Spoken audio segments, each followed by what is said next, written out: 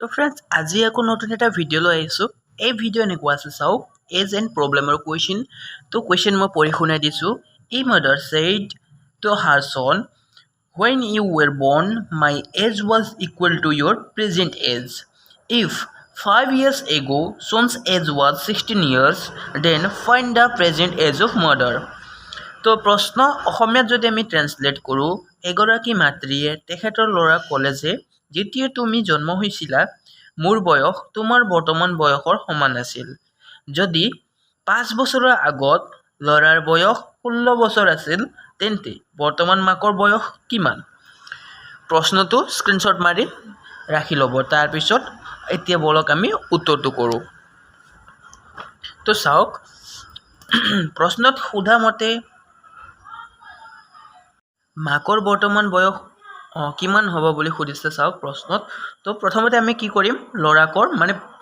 চনৰ বৰ্তমান বয়স কিমান হ'ব সেইটো ওলাম কি কৈছে my age was equal to your present as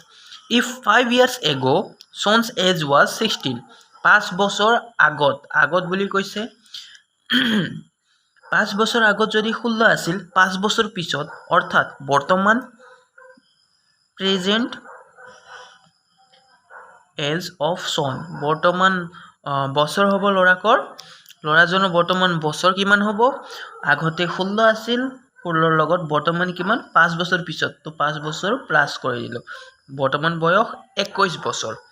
প্ৰশ্নত কি কৈছে my age was equal to your present age চাওক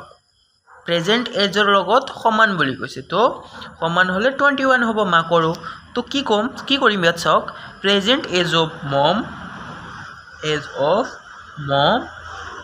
কিমান হ'ব ইন 21 প্লাছ 21 ইকুৱেল 42 একেবাৰে ইজি কুৱেশ্যন আছিল যদি আপোনালোকে বুজি পাইছে